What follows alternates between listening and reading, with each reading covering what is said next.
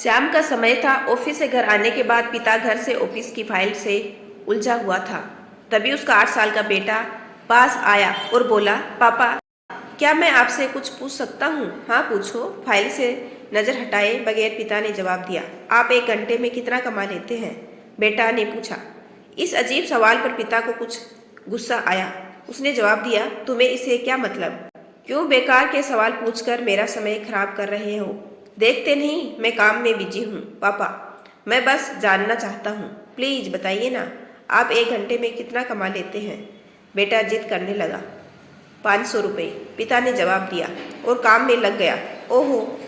बेटा सिर झुकाकर कुछ सोचने लगा, फिर सिर उठाकर बोला, पापा आप मुझे 300 रुपये उधार दे सकते हैं? यह सुनना था कि पिता का गुस्सा बढ़ गया। वह बेटे को झिड़कते हुए बोला, अच्छा तो तुम इसलिए मुझसे मेरी सैलरी पूछ रहे थे? तुम्हें खिलौना या कोई फालतू सी चीज खरीदनी है? अब एक शब्द कहे बगैर सीधे अपने कमरे में जाओ और सो जाओ। मैं इतनी मेहनत से पैसे इसलिए नहीं कमाता कि तुम्हारी हर फालतू मांग पूरी कर सकूं। बेटे का चेहरा उतर गया। भारी कदमों से वह वहां से चला गया। पिता कुछ देर तक तो बेटे की बात पर नाराज रहा, फिर काम में लग गया।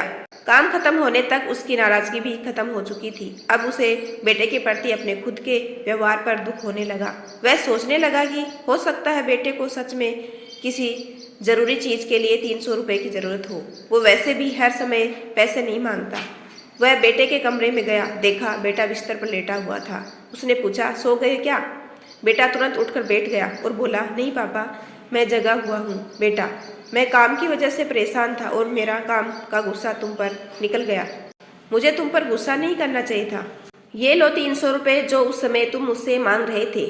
पिता बेटे के पास बैठते हुए बोला, थैंक यू पापा। बेटा चैक उठा। 300 रुपये एक तरफ रख उसने अपने तकिए के नीचे दबे कुछ नोट निकाले और उन्हें गिनने लगा। यह देख पिता को फिर से गुस्सा आने लगा। वह गुस्से में बोला, जब तुम्हारे पास पहले से ही पैसे थे तो तुम और पैसे क्यों मांग रहे थे? क्योंकि मेरे पास पूरे पैसे नहीं थे पापा। अब है।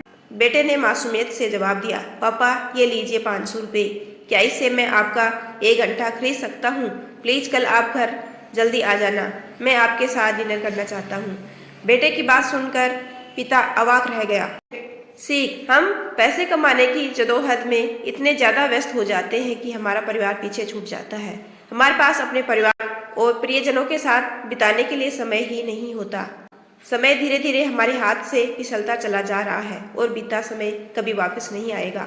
ऑफिस में हमारा रिप्लेसमेंट बड़ी ही आसानी से ढूंढ लिया जाएगा, लेकिन परिवार का कोई रिप्लेसमेंट नहीं है।